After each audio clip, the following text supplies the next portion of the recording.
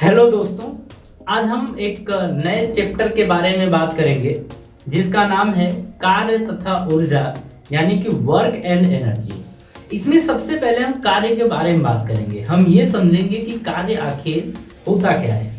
देखिए, अगर हम इस चैप्टर की बात करें तो इसमें कार्य और ऊर्जा को समझिएगा। जैसे हम बात करें कि हम दैनिक जीवन में अपने कुछ शब्दों का प्रयोग करते हैं, जैसे कार्य, ऊर्जा, शक्ति, सामर्थ्य, टक्कर, संघर्ष, ऐसे शब्दों का प्रयोग करते हैं। लेकिन अगर बात करें भौतिक विज्ञान में और डेली लाइफ में, तो इनमें कार्य की परिभाषा अलग अलग तरीके से होती है। यहाँ पर समझिएगा, जैसे एक चौकीदार होता है, वो एक ही जगह बैठा होता है और चौकीदारी करता है।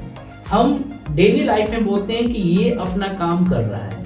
लेकिन अगर भौतिक विज्ञान के रूप में देखा जाए, भौतिकी रूप से देखा जाए, तो वो कोई काम नहीं कर रहा है। ठीक है, हम बोलते हैं कि एक स्टूडेंट है, वो पढ़ाई कर रहा है, मतलब वो अपना काम कर रहा है। लेकिन अगर यही भौतिक विज्ञान की दृष्टि से देखा जाए तो उसका कार्य जीरो है। ठीक है ना। तो ये सारी चीजें होती हैं। जैसे एक एग्जांपल और देखिए, जैसे आपने रेलवे स्टेशन पर प्लेटफॉर्म पे देखा है, कुली लोग सामान उठाते हैं और सामान को एक जगह से दूसरे जगह लेके जाते हैं। तो हम उस काम का उसको पैसा देते हैं कि नहीं देते हैं। लेकिन अगर भौतिक विज्ञान के रूप से, भौतिक विज्ञान की दृष्टि से देखा जाए तो वो आदमी कोई काम नहीं कर रहा है। बात समझ में आ रही है। कभी कभी ये थप्पड़ खाने वाला भी काम हो जाएगा अगर आप ज्यादा विज्ञान पढ़ लें। मतलब अगर विज्ञान हर जगह यूज करने लग जाए तो मार खाने तक की नौबत आ जाएगी। जैसे अगर आप कुली को ये बोले कि तूने तो कोई कार्य नहीं किया है ना, एक जगह से सामान उठा के दूसरे जगह लेके गया, और आप उससे बोल रहे हैं कि तूने कोई कार्य नहीं किया है, तो फिर पैसा का आएगा। तो जानते हैं तो बहुत टूटेगा। आप समझ रहे हैं ना। चलिए, अब यहाँ पर अब बातों को समझिएगा। अब हम इसको लेके चलते हैं दूसरे तरीके से। ठीक है, हम यहाँ पर बोलते हैं कि देखिए, नॉर्मली एक चीज और समझ लीजिएगा कि शारीरिक या मानसिक रूप से अगर हम कोई क्रिया करते हैं, लंबे समय तक करते हैं या थोड़े समय तक करते हैं, तो नॉर्मली या डेली लाइफ में उसको बोला जाता है कि कार्य किया गया है कि नहीं है। लेकिन अगर भौतिक विज्ञान की दृष्टि से देखा जाए तो कार्य की परिभाषा अलग होती है। ठीक है, यहाँ पर हम बोलते हैं, देखिए समझिएगा, यहाँ पर हम बोलते हैं कि जैसे ये कोई ऑब्जेक्ट है, कोई वस्तु है, ठीक है, इसके ऊपर बल हम लगा रहे हैं, इसके ऊपर बल लगा रहे हैं, बल, और बल लगाकर हम यहाँ पर मान लीजिए ए पॉइंट है, ए पॉइंट से इसे बी पॉइंट तक लाते हैं, तो हम कहते हैं कि बल लगाकर ए से बी तक, यानी कि ये विस्थापन है, इतना विस्थापन करने में जो क्रिया की गई है इसी को हम बोलते हैं कार्य। या हम बोल सकते हैं कि जो कार्य होता है वो कार्य होता है बल और विस्थापन का गुणनफल। बल और विस्थापन का गुणनफल, इसी को अपन बोलते हैं कार्य। ठीक है ना। यहाँ पे बल को बोला जाता है फोर्स और विस्थापन को बोला जाता है डिस्प्लेसमेंट। क्या बोलते हैं? डिस्प्लेसमेंट।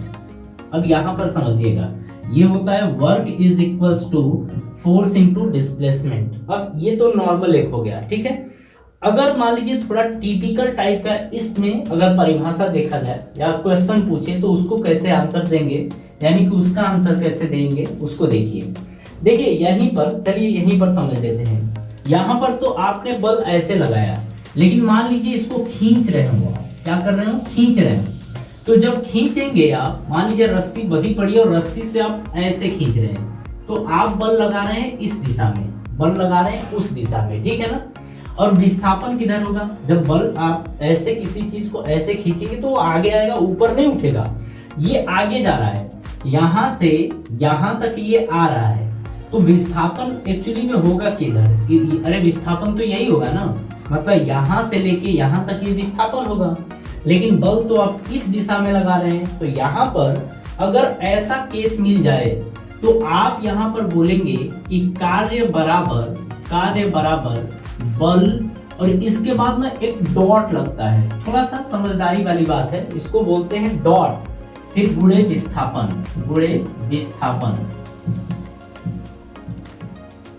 ठीक है ना। तो यहाँ पर देखिए, थोड़ा सा समझिएगा, ये बल तो ठीक है, अब इस डॉट को हम हटाना चाहते हैं। जब डॉट आप हटाएंगे तो आएगा गुणे और आएगा विस्थापन, और यहाँ पर जैसे ही डॉट आप हटाते हैं तो आता है cos थीटा, तो इनटू लिखेंगे cos थीटा। जरा इसको समझ के रखिएगा, ठीक है ना।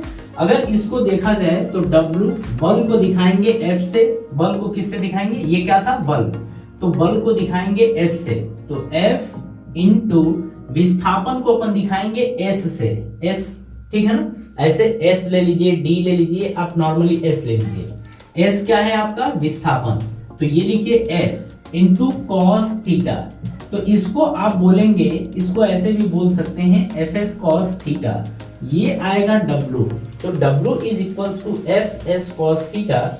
ये आपका हो गया प्रॉपर फॉर्मूला। ये इसमें आप किसी भी तरीके का क्वेश्चन आए आप हमेशा वर्क निकालेंगे, यानी कार्य का आंसर निकालेंगे, ठीक है। एक्चुअली में यहाँ पर देखिए, हम इसको बोलते हैं, जैसे इसको जब ऐसे बोलेंगे ना, तो ये आपका आएगा विस्थापन, और इसका एक कंपोनेंट यानी कि एक घटक आता है इस दिशा में, जिसको बोलते हैं F cos थीटा। एक्चुअली में ये होता है, इसको आप आगे आसानी से समझ जाएंगे, लेकिन अभी इसको को समझिए, ठीक है ना। यहाँ पर ये बात समझ में आ गई। इसमें हम थोड़ा अब आपको लेके चलते हैं आगे।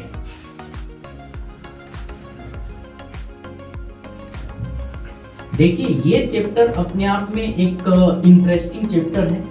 अगर इसको अच्छे तरीके से आप देखेंगे तो ऐसा नहीं कि ये समझ में ना आए, ये आपको बहुत अच्छे तरीके से समझ में आएगा। हाँ, डिपेंड कुछ बातें करती हैं, जैसे कि पिछले चैप्टर्स आपको याद है कि नहीं है, आपको सही से ध्यान है कि नहीं ध्यान है, उसके ऊपर भी आगे वाला चैप्टर डिपेंड करता है। कुछ पॉइंट ऐसे भी आ जाते हैं जो आप पिछले चैप्टर में पढ़े होते हैं, ठीक है ना। अब इसके बाद आप बात करिए, देखिए अभी हमने देखा कि W is equals to Fs cos theta है ना। अब यहाँ पर हम कुछ स्थितियां देखेंगे, यानी कि कुछ कंडीशन, स्पेशल कंडीशंस इसके बारे में बात करेंगे। हाँ, विशेष स्थितियां।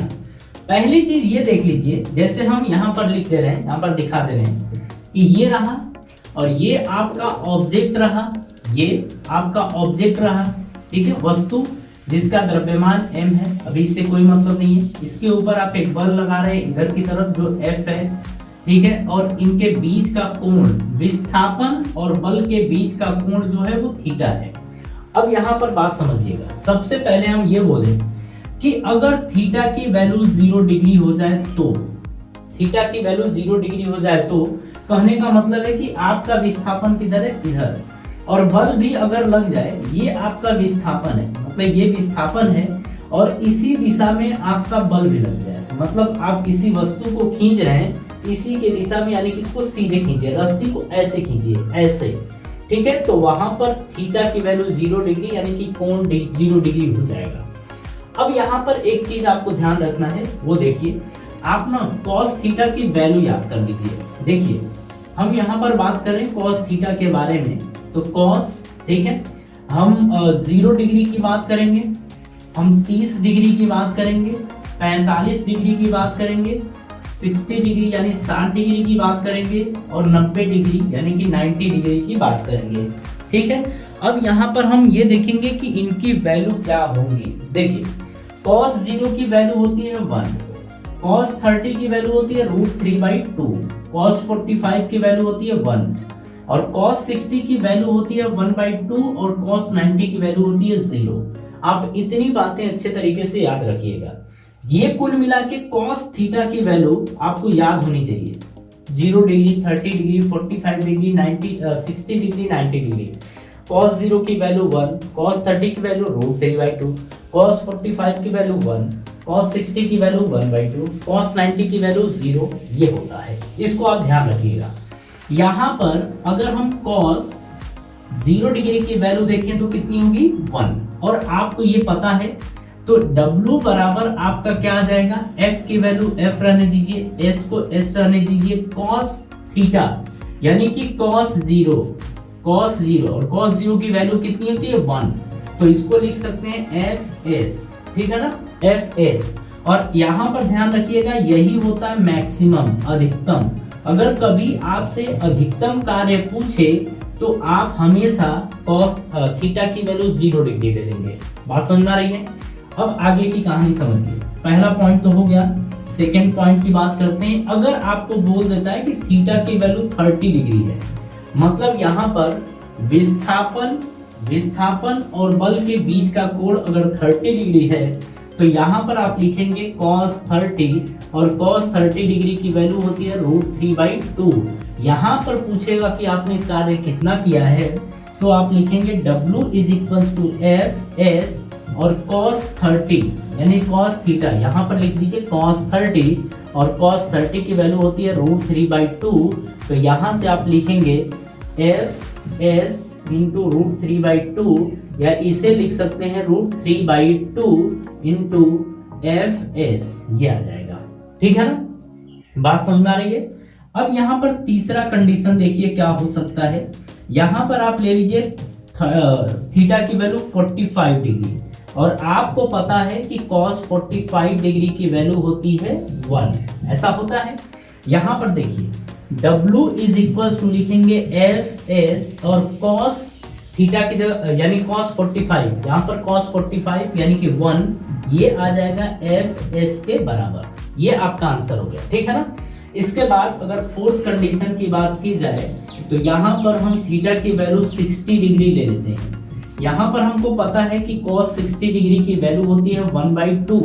यहाँ पर लिखिए W = Fs, और cos 60 की वैल्यू 1/2, आप यहाँ पर रखिए 1/2, तो ये आ जाएगा 1/2 Fs के बराबर, और ये आपका हो गया ना, ये हो गया।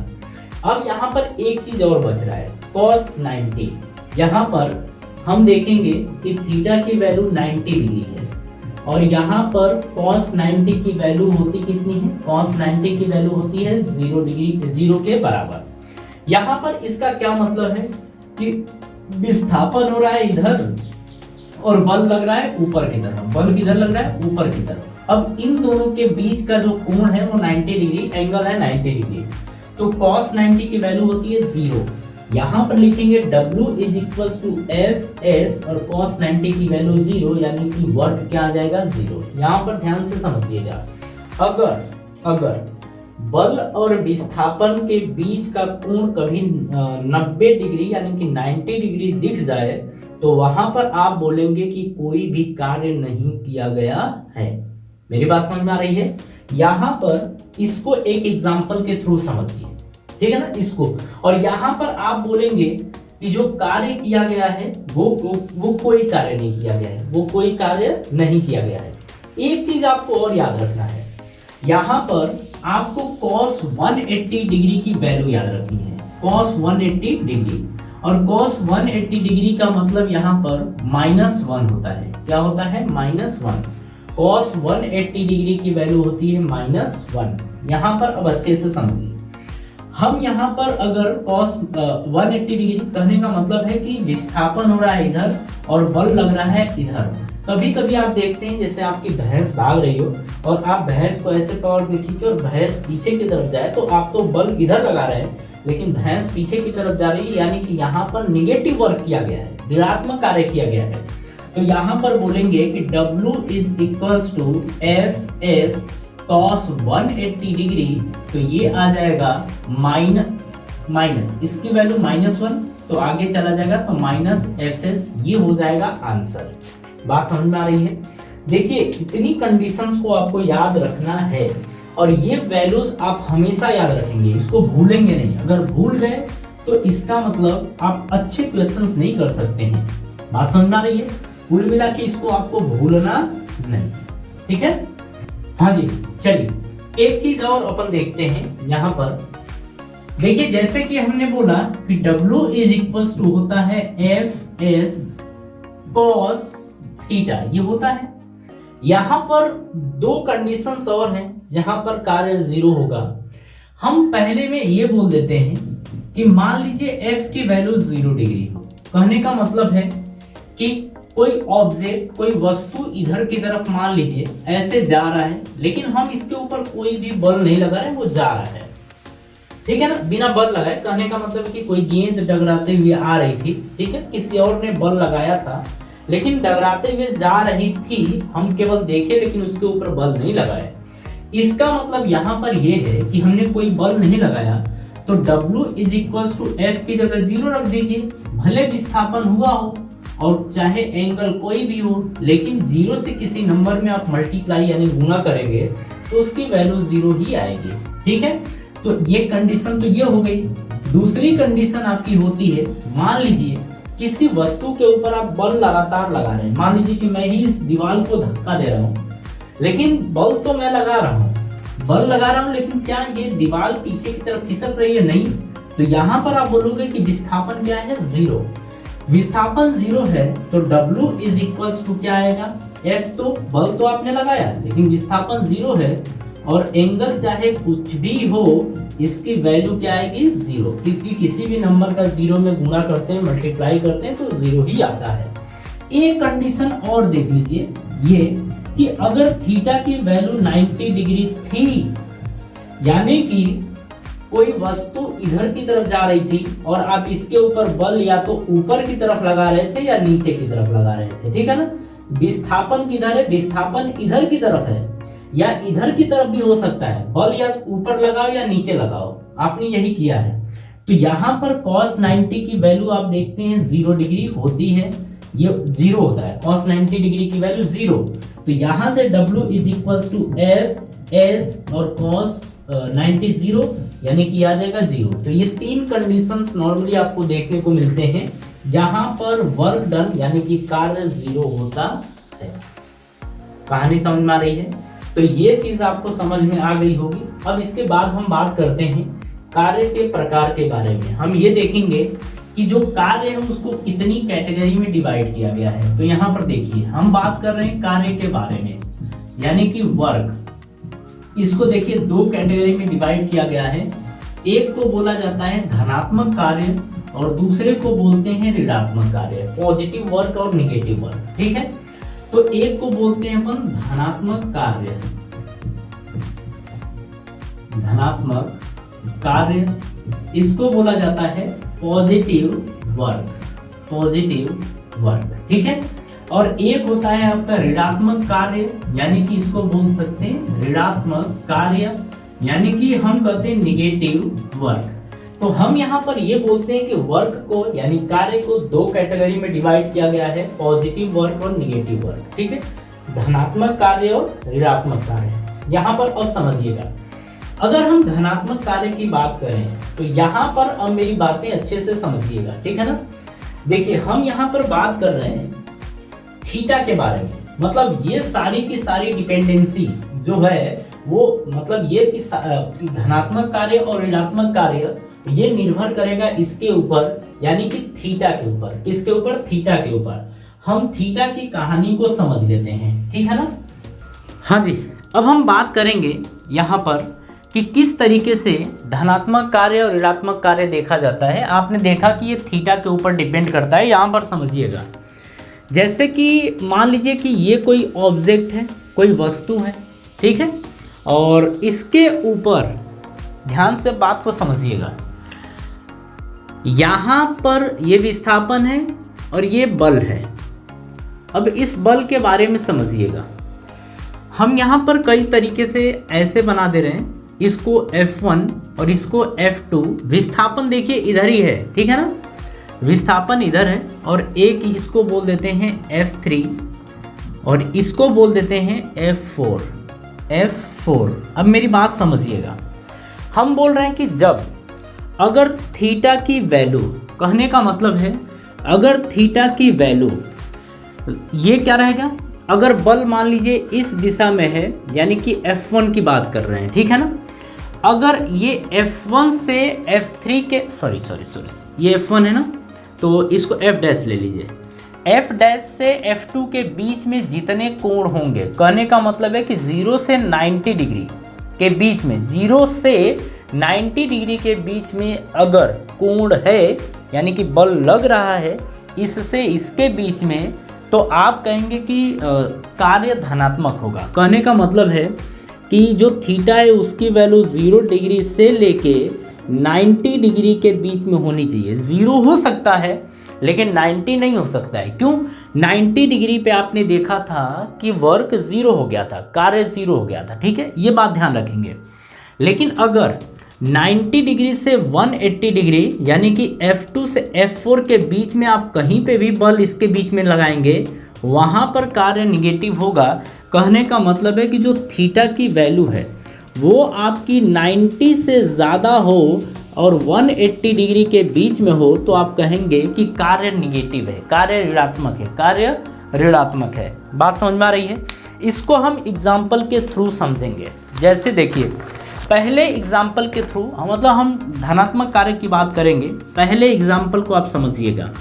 यहाँ पर यह बोला गया है कि गुरुत्व के अंतर्गत मुक्त रूप से गिरती वस्तु पर गुरुत्व द्वारा किया गया कार्य धनात्मक होता है। कहने का मतलब है कि मान लीजिए कि ये कोई वस्तु है, कोई गेंद है, वो नीचे की तरफ गिर रही है और हम कह रहे हैं कि इसके ऊपर जो बल लग रहा है ना, वो गुरुत्व बल लग रहा है, मतलब इसी के द्वारा कार्य किया जा रहा है। और गुरुत्व बल क्या होता है? mg, गुरुत्वाकर्षण बल m × g। अगर इसका द्रव्यमान m हो तो इसके ऊपर लगने वाला बल कितना होगा? mg के बराबर। तो यहाँ पर इसको fg लिख दीजिए, गुरुत्वाकर्षण बल। तो अगर इसका विस्थापन नीचे हो रहा है और बल भी नीचे की तरफ ही लग रहा है तो यहाँ पर आप कहेंगे कि कार्य पॉजिटिव है। यहाँ पर क्यों? क्योंकि बल भी इधर लग रहा है और विस्थापन भी इधर लग रहा है। तो आप देखेंगे कि बल भी इधर लग रहा है, विस्थापन भी इधर, तो थीटा की वैल्यू 0 डिग्री होगी। और आपने देखा कि 0 से लेके 90 के बीच में अगर है बल तो वहाँ पर कार्य क्या होगा? पॉजिटिव, धनात्मक, ठीक है। उसी तरीके से यदि कोई कुली, सेकंड को देखिए, सेकंड, यदि कोई कुली सामान को बस की छत पर चढ़ाता है तो उसके द्वारा किया गया कार्य धनात्मक होता है, क्योंकि कुली द्वारा लगाए गए बल एवं विस्थापन दोनों ऊर्ध्वाधर ऊपर की ओर अर्थात समान दिशा में होते हैं।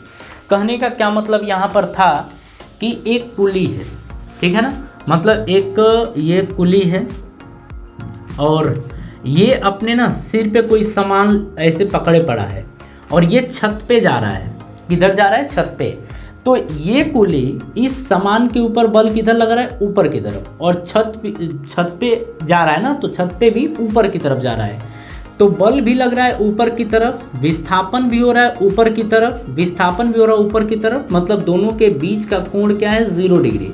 और आपको पता है यहाँ पर कि cos 0 डिग्री की वैल्यू होती है 1। कितना होता है? 1, यानी कि ये 0 डिग्री।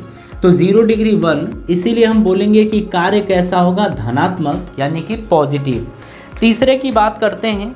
यदि स्प्रिंग पर बाह्य बल लगाकर उसे खींचा जाए, तीसरा है आपका, यदि स्प्रिंग पर बाह्य बल लगाकर उसे खींचा जाए तब बाह्य बल द्वारा स्प्रिंग पर किया गया कार्य धनात्मक होगा, क्योंकि बाह्य बल और स्प्रिंग का विस्थापन दोनों समान दिशा में है। कहने का क्या मतलब है कि जैसे ये कोई स्प्रिंग है ना, इसके ऊपर आप बल किधर लगा रहे हैं? इधर की तरफ बल लगा रहे हैं और स्प्रिंग खींच भी किधर रही है? इधर की तरफ।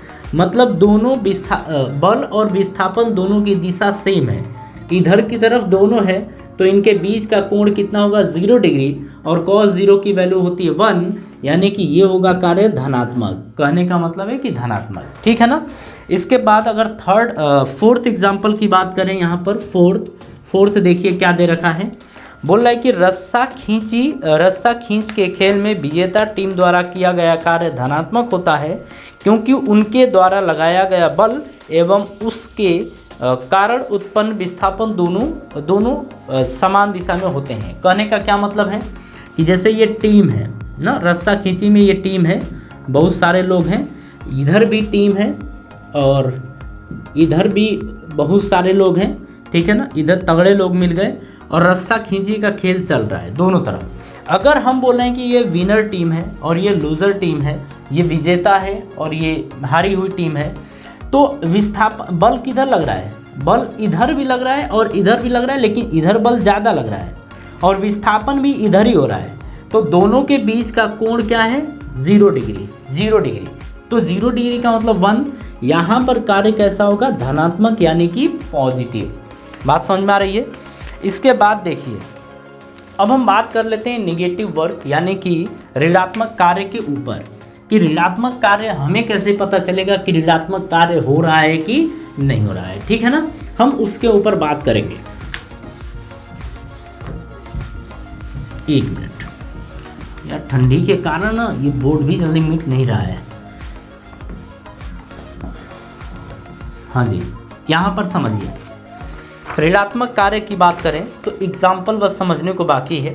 किसी वस्तु को गुरुत्व के विरुद्ध ऊपर ले जाएं तब गुरुत्व द्वारा किया गया कार्य ऋणात्मक होता है। कहने का मतलब क्या है, एक कोई गेंद है, आप इसको ना ऊपर की तरफ लेके जा रहे हो, आप ऊपर की तरफ लेके जा रहे हो मतलब विस्थापन हो रहा है ऊपर की तरफ। लेकिन अगर गुरुत्व बल की बात करें, हम देखिए हमारे द्वारा भी ऊपर की तरफ बल लगाया जा रहा है और गुरुत्व बल भी नीचे की, गुरुत्व बल किधर लगेगा, नीचे की तरफ। तो नीचे की तरफ एक बल लग रहा है हमारे द्वारा ऊपर की तरफ, लेकिन यहाँ पर बोल रहा है कि इसके द्वारा कार्य कितना किया गया है। यहाँ पर समझिए, विस्थापन किधर हो रहा है, ऊपर की तरफ, बल किधर लग रहा है, नीचे की तरफ। तो विस्थापन ऊपर, बल नीचे, दोनों के बीच का एंगल कितना होगा, 180 डिग्री, यही होगा।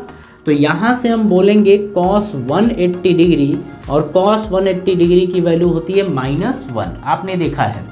तो जब 180 डिग्री की बात होगी तो यहाँ पर कार्य क्या आ गया है, ऋणात्मक यानी कि निगेटिव।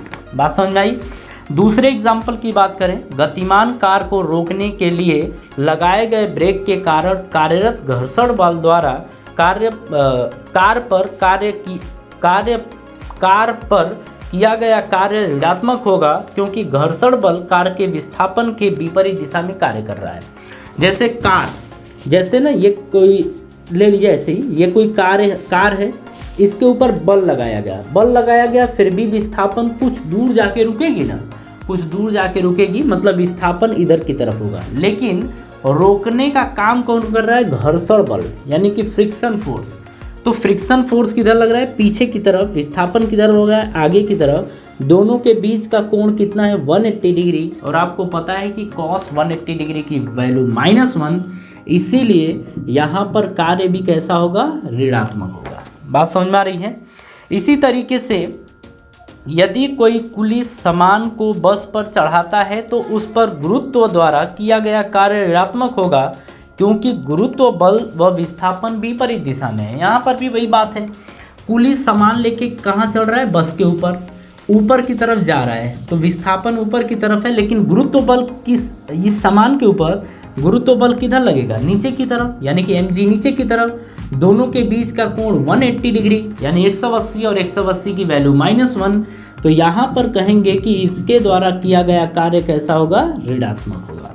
किया गया कार्य कैसा होगा, ऋणात्मक होगा। बात समझ में आ गई।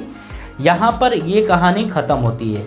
यहीं पर एक चीज़ और आती है कि जीरो कार्य, पॉजिटिव, निगेटिव और जीरो कार्य। तो जीरो कार्य को हम रखते नहीं हैं, क्योंकि जीरो कार्य को पॉजिटिव, निगेटिव दो तरीके के कार्य होते हैं। अगर आप काम करते हैं तो या तो धनात्मक कार्य करेंगे या तो ऋणात्मक कार्य करेंगे। अब ऐसा थोड़े कि कार्य कर रहे हैं तो कोई कार्य ही नहीं करेंगे। लेकिन अगर जीरो कार्य की बात की जाए तो आपने कंडीशन देखा था, या तो 90 डिग्री, एंगल कितना हो 90 डिग्री, या फिर विस्थापन जीरो हो, या आप बल ही न लगाएं, तो इन तीनों केस में आपका कार्य जीरो के बराबर होता है। बात समझ में आ रही है। चलिए अब यहाँ पर एग्जाम्पल समझिएगा जीरो कार्य का, कि जीरो कार्य के कुछ एग्जाम्पल समझते हैं। जीरो वर्क, इसको समझ लिया जाए, जरा यहाँ पर ध्यान से देखिएगा। यहाँ पर एक एग्जाम्पल की बात करते हैं।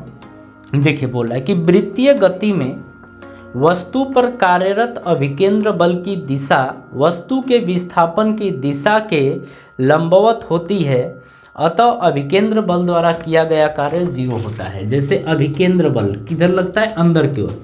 जैसे ये कोई वस्तु है, आप इस पे नचा रहे हो ना, तो ये बताओ, छोटा सा पार्ट आप ले लो, यहाँ पर छोटे से पार्ट में ये एक सीधी रेखा बनेगी ना। अब अगर बल को देखा जाए तो बल हमेशा किधर लगेगा, अंदर की तरफ, इसको बोलेंगे सेंट्रीपिटल फोर्स, अंदर की तरफ। ये आपका रहा विस्थापन। अब देखिए बल लग रहा है इधर और विस्थापन है ये, इनके बीच का कोण कितना है, 90 डिग्री है ना। तो यहाँ पर cos कॉस 90 डिग्री की वैल्यू क्या है, 0 के बराबर। तो यहाँ से बोलेंगे कि जो वर्क होगा वो 0 होगा। बात समझ में आ रही है? तो इस केस में कार्य 0 होता है, इसे ध्यान रखिएगा। चलिए दूसरी की बात करते हैं, दूसरा बात करते हैं सेकंड की। सेकंड क्या है, बोल रहा है कि यदि एक कुली सिर पर सामान रखकर प्लेटफॉर्म पर गति कर रहा है तब उसके द्वारा किया गया कार्य 0 होगा, क्योंकि कुली का विस्थापन तथा उसके द्वारा सामान को सिर पर बनाए रखने के लिए लगाया गया बल परस्पर लंबवत हैं, इसीलिए 0 के बराबर होता है। बात समझ में आ रही है? अब यहाँ पर समझिए, जैसे वही चीज़ हमने बोला कि जैसे ये कुली है, ठीक है ना, ये कुली है, ये ऊपर सिर पे सामान रखे पड़ा है, ठीक है, और ये प्लेटफॉर्म पर चल रहा है। यहाँ से ये चलना शुरू किया और यहाँ तक आया, ये बी। तो ए से बी तक हम विस्थापन मान ले रहे हैं एस के बराबर है। बात समझ में आ रही है? कुली अगर इसके ऊपर देखिए, विस्थापन किधर हो रहा है, इस सामान का आगे की तरफ ये विस्थापन हो रहा है। सामान को बैलेंस बनाए रखने के लिए आप ऊपर की तरफ बल लगाते हो ना, जैसे बोरिया और ये ढोते हो गेहूँ उस समय, तो ये करते हो ना, हाँ, तो उस समय बल आप ऊपर की तरफ लगाते हो, तो बल लग रहा है ऊपर की तरफ, विस्थापन ये दोनों के बीच का कोण है आपका 90 डिग्री, यानी कि 90 अंश, है ना। तो यहाँ पर आप बोलेंगे कि cos 90 डिग्री और cos 90 डिग्री की वैल्यू क्या होगी, 0। यहाँ पर आप बोलेंगे कि इस कुली के द्वारा किया गया कार्य 0 नहीं होगा, किया गया कार्य 0 होगा। और इस टाइम आप झगड़ा करेंगे, फिजिक्स ज़्यादा समझ गए हैं ना, तो झगड़ा करेंगे तो कुली से कुटाई भी होगी आपकी, है ना। तो ये चीज़ आप समझ गए, ठीक है। चलिए इसके आगे की कहानी अपन समझते हैं।